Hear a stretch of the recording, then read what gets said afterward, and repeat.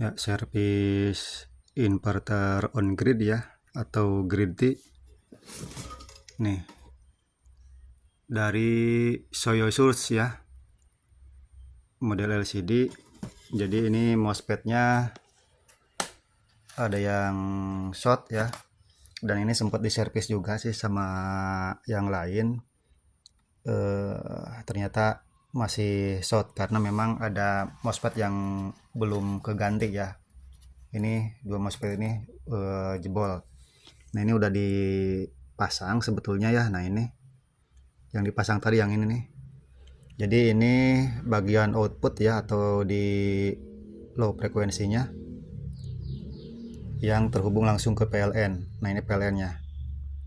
Nah, sekarang udah saya tes, udah aman ya, normal.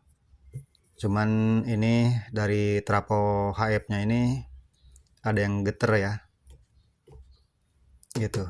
Kemudian juga ini LCD-nya juga sudah blur ya. Dan di sini juga udah sempat dibongkar mungkin sama servis sebelumnya ya. Nah, ini. Jadi memang kendalanya mungkin LCD-nya dari awal udah ngeblur ya. Oke, kalau gitu saya akan coba cek atau tes dulu ya. Ini saya pasang dulu ya untuk kopernya. Ini kopernya udah dipasang, kita cek ya. Saya colokin. Nah, ini nyala. Nah, cuman ya itu tadi yang saya bilang tadi, LCD-nya ini udah ngeblur ya. Dan memang ini udah sempat servis. Jadi kalau LCD kayaknya ini perlu diganti ya. Nah, sekarang cek untuk arus dari input baterainya ya. Kalau membuktikan ini sudah normal ya. Oke, nah ini baterai udah terhubung ya.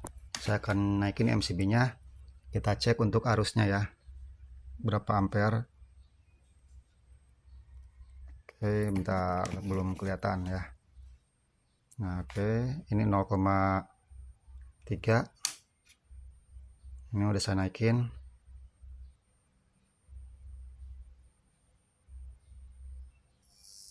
Nah, udah naik ya. 22 ampere ya. Karena ini pakai baterai ya. Jadi apa namanya, saya agak bisa tes lama-lama. Karena kalau pakai baterai itu beda dengan pakai panel surya ya. Gitu, karena kalau pakai baterai ini akan memakan daya sebanyak-banyaknya ya. Karena beban di rumah ini juga udah 1000 watt ya.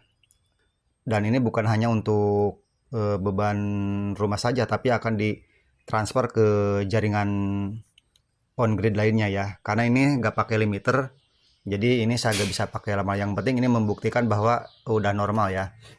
Oke, sekarang saya cek di sisi outputnya ya. Arusnya tadi di sisi inputnya, sekarang di sisi output di AC-nya. Kita cek lagi untuk arusnya ya. Ini untuk membuktikan bahwa sudah bisa apa namanya tuh, transfer atau ekspor energi ya. Kita on-kan lagi. Oke, tunggu. Ini lagi proses. Nah, udah naik ya. Nah, sampai 5 ampere ya. 5 ampere kali 220 udah berapa ya? Udah 1000 watt ya, kurang lebih ya. Jadi ini saya gak bisa lama-lama karena ini tanpa limiter ya. Gitu, karena limiternya ini gak dikirim, jadi saya gak bisa pasang limiternya.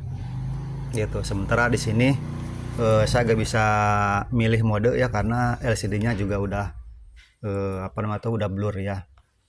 Jadi biar nanti yang usernya pasang limiter agar bisa terkontrol ya.